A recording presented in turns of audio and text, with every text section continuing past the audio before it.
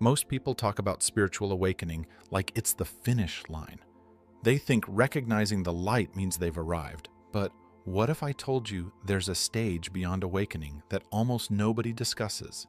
A stage where you're no longer seeking because you've become what you sought. What if you've already reached it without even knowing? The Sophia Stage isn't announced with fireworks or mystical visions. It simply is. And the question isn't whether you can reach it.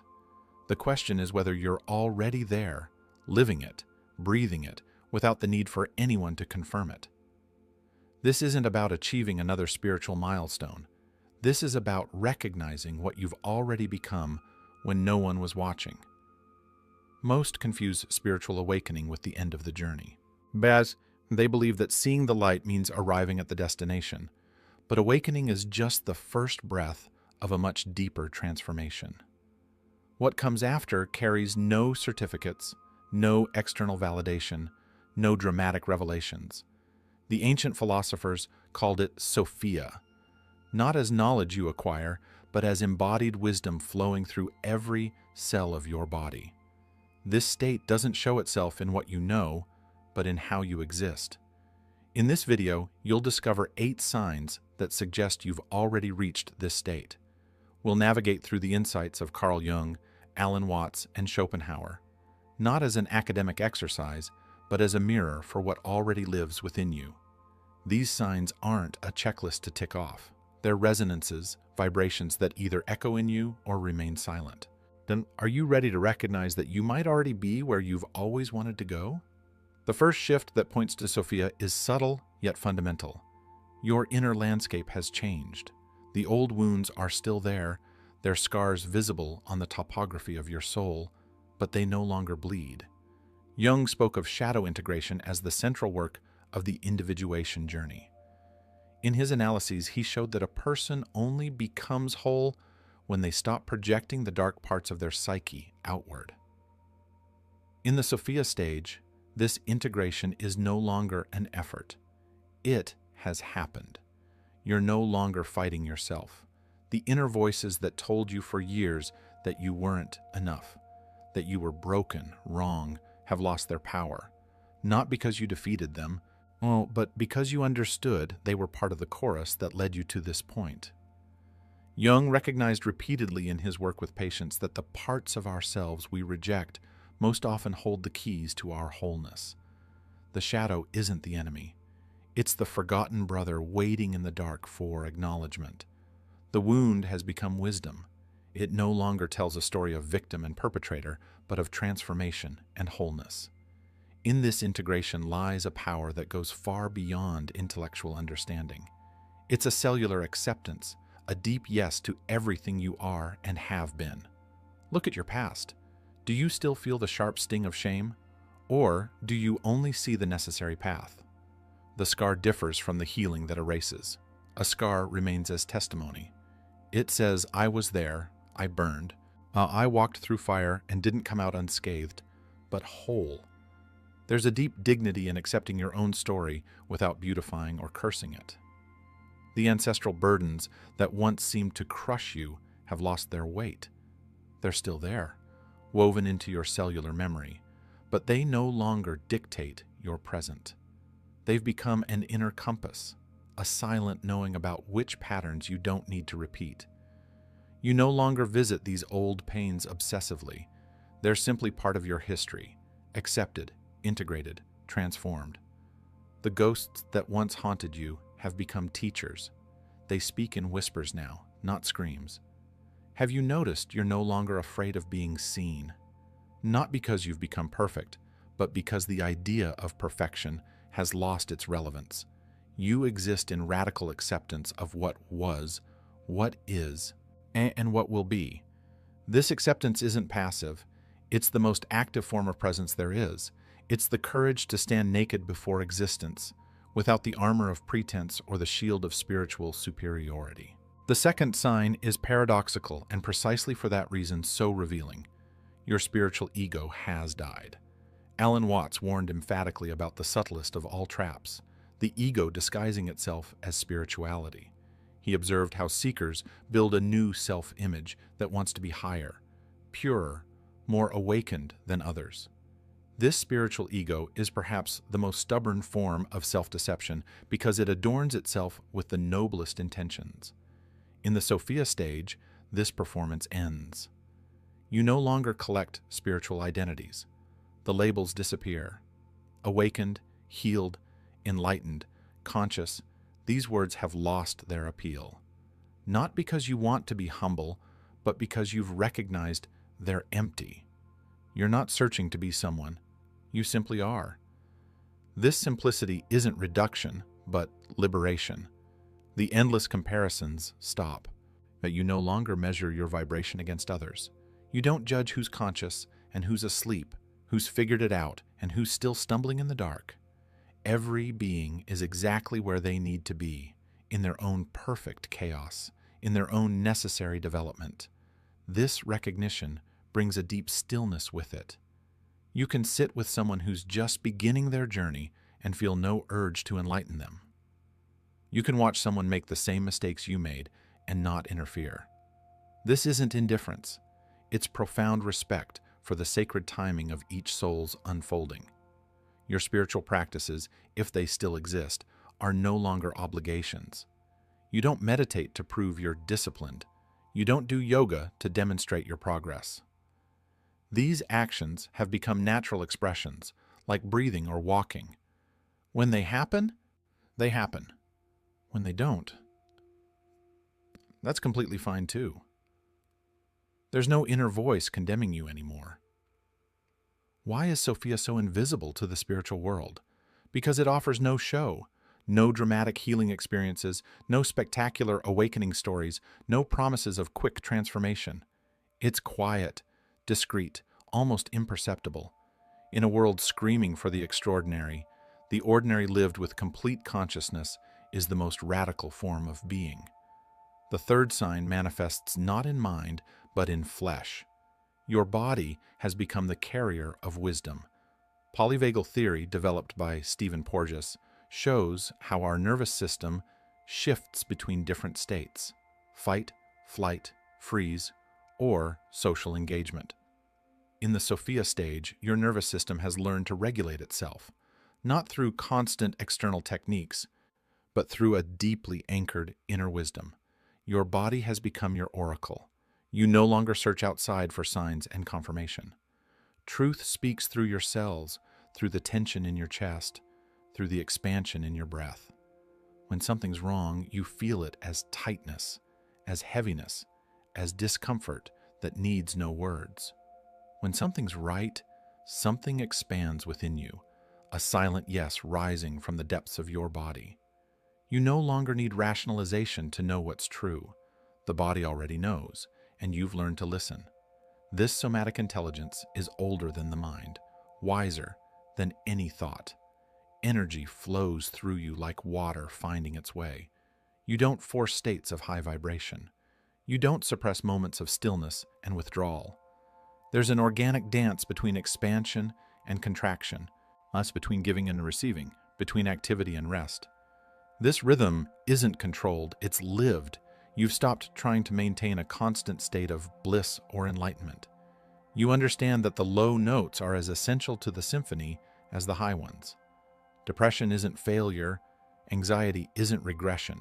They're weather patterns moving through the landscape of your being, and you've learned to let them pass without identifying with them. Many spiritual seekers use their practices as escape from the body. They transcend upward, away from the dirty, painful, unpredictable matter. Sophia is the complete return to conscious embodiment. Spirit and matter are no longer at war. They dance together, two aspects of the same existence, united in you. Presence in the body is the most concrete sign of Sophia. It's not about constant transcendental experiences, out-of-body journeys, or mystical visions. It's about fully inhabiting every single second of your life, feeling every breath, acknowledging every sensation, permeating every movement with awareness. That's the magic lying in total presence. The fourth sign is often misunderstood. Your solitude has become fullness. Schopenhauer, in his radical honesty, defended existential self-sufficiency. He recognized that true freedom lies in not depending on the external world to feel complete. In the Sophia stage, solitude is no longer a wound to be healed. It's a state of wholeness.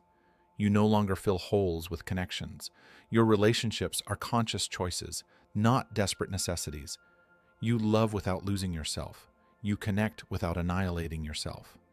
The love you give comes from abundance, not from lack. That's the difference between neediness and genuine intimacy. Schopenhauer described most human relationships as attempts to fill one's own inner emptiness through the other. But a relationship between two emptinesses only creates greater emptiness.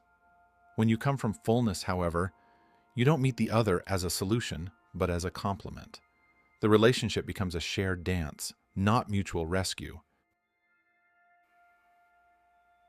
There's no more rush to find your soul tribe, meet your twin flame, discover your life purpose through others. You're already complete. The connections that come are gifts, not salvations. They enrich what's already rich. They expand what's already vast. You don't need anyone to make you whole because you were never broken. This realization fundamentally changes how you relate. You stop using people as mirrors to validate your existence. You stop seeking completion in another's eyes. The loneliness you once feared has revealed itself as the very ground of your freedom. Why does voluntary isolation become sacred?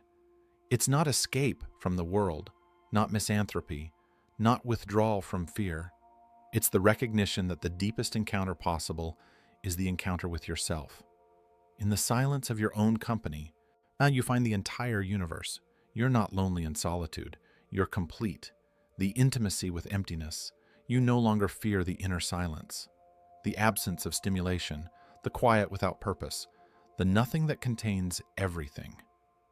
Emptiness has revealed itself as the womb from which all creativity, all inspiration, all truth is born. You rest in it like a child in its mother's arms. The fifth sign touches the root of human existence. Your will has transformed. Schopenhauer identified the blind will as the unconscious force driving us to suffering through endless desire. This will, this insatiable hunger for more, for different, for better, is the source of our torment. Sophia is the stage where this blind will is recognized, accepted, and transmuted into conscious action. You act without being driven by lack. As your choices are no longer reactions to pain.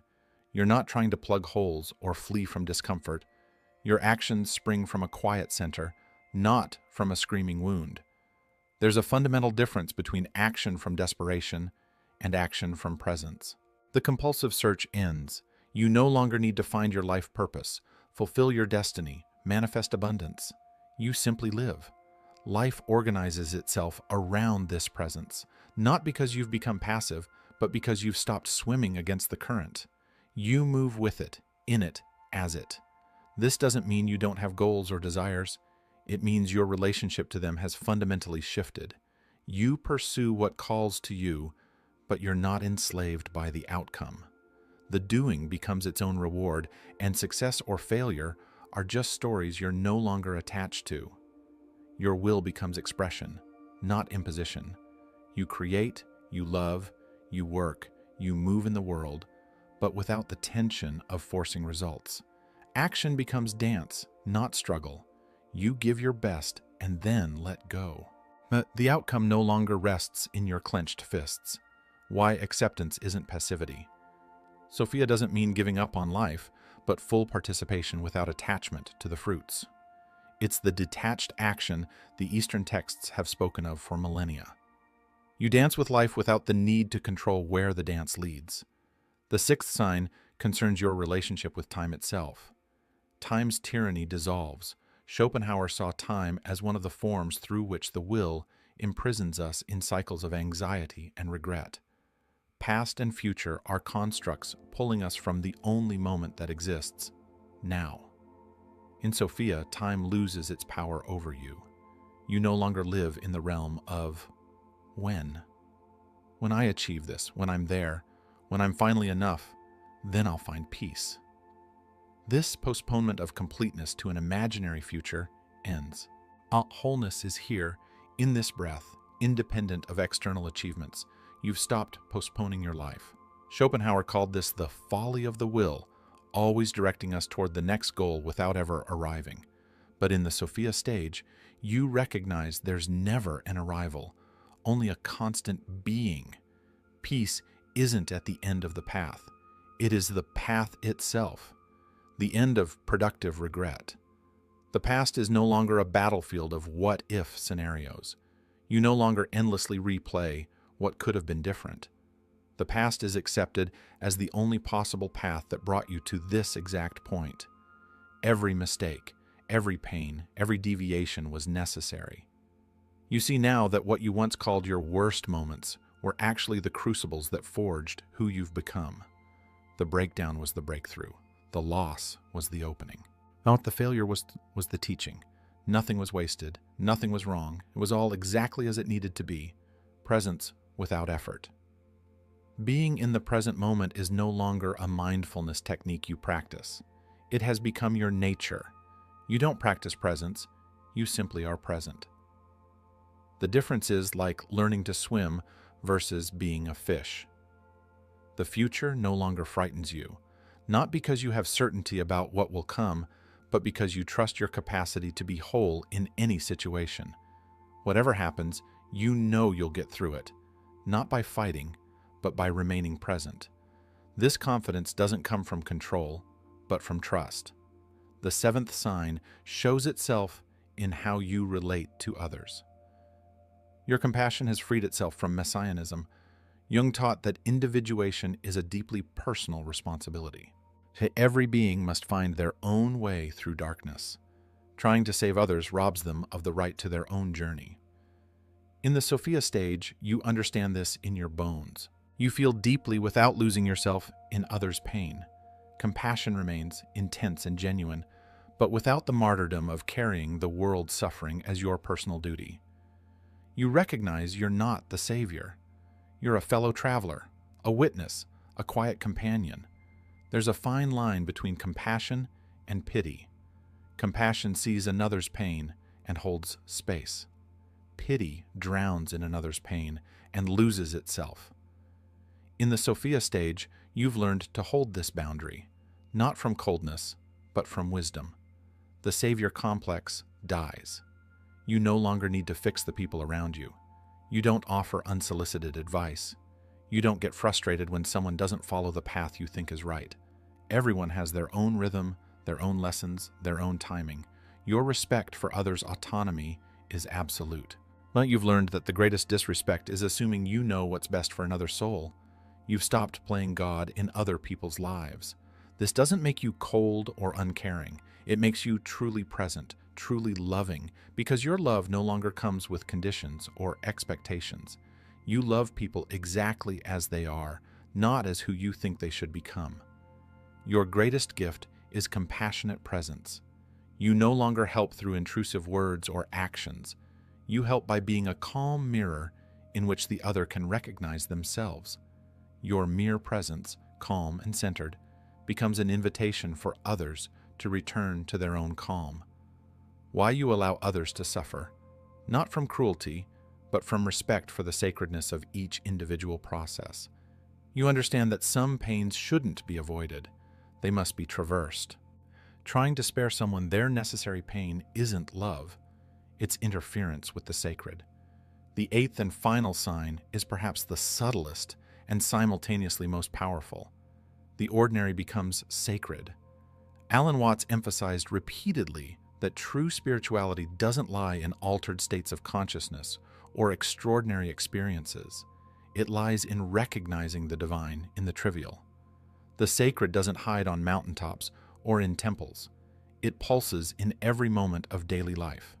You no longer seek intense spiritual experiences. You don't need complex rituals, shamanic journeys, ecstatic states to confirm your connection. The sacred reveals itself in washing dishes, in walking, in breathing.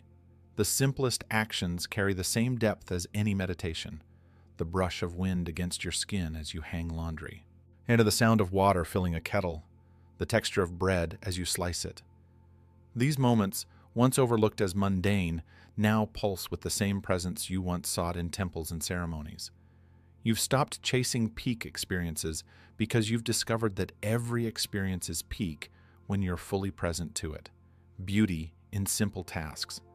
What was once perceived as mundane now carries the same magnificence as a sunrise.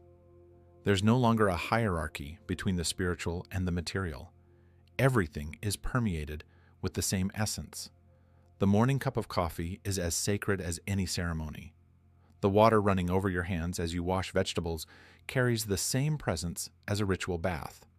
The moment you tie your shoes can be as filled as meditation in a temple. Watts called this the rediscovery of the ordinary as extraordinary. Well, not because things have changed, but because your seeing has changed. You no longer need to prove you're awakened. Your life isn't a stage where you demonstrate evolution. It's simply life, fully lived without an audience. The liberation from the need to be seen and understood is perhaps the deepest freedom of all. The death of longing for the extraordinary. You understand the true magic doesn't lie in transcending the human. The magic lies in living it with total awareness and acceptance. The miracle isn't somewhere else. It's here, in the simplicity of your next breath. Sophia isn't a goal you've reached. It's a state of being, where you've stopped fleeing from where you always were. You haven't won anything, conquered anything, climbed anything. You simply stopped fighting. In this stopping, everything reveals itself. You no longer teach, you radiate. Your presence becomes the teaching. There's no more need to explain, convince, or guide. Whoever needs to feel it, feels it. Whoever is ready to hear, hears. Your life itself is the message, quiet and complete. The need to be understood dies.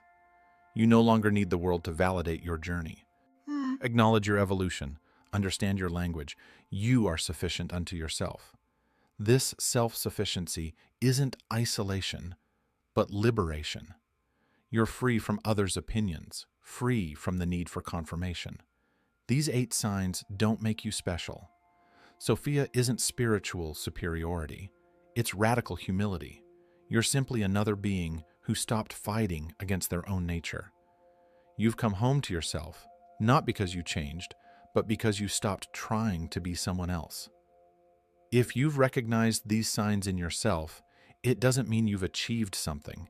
It means you finally allowed what was always within you to reveal itself without masks. The wisdom was always there, beneath the noise, beneath the seeking, beneath the fear. It patiently waited until you became still enough to hear it. Now, the question isn't whether you've reached Sophia. The question is, are you ready to see yourself as you truly are? Without the stories, without the identities, without the endless search for more, are you ready to simply be? If these words resonate within you, if you recognize yourself in these signs, then I invite you to share your experience in the comments. Not to prove yourself, but to show others they're not alone on this quiet path. Subscribe to this channel if you want to learn more about the depths of the human psyche, about the integration of shadow and light, about living in conscious presence. Because the journey never truly ends. It only deepens, becomes quieter, more truthful. And sometimes we need words to remind us that the greatest wisdom lies in silence.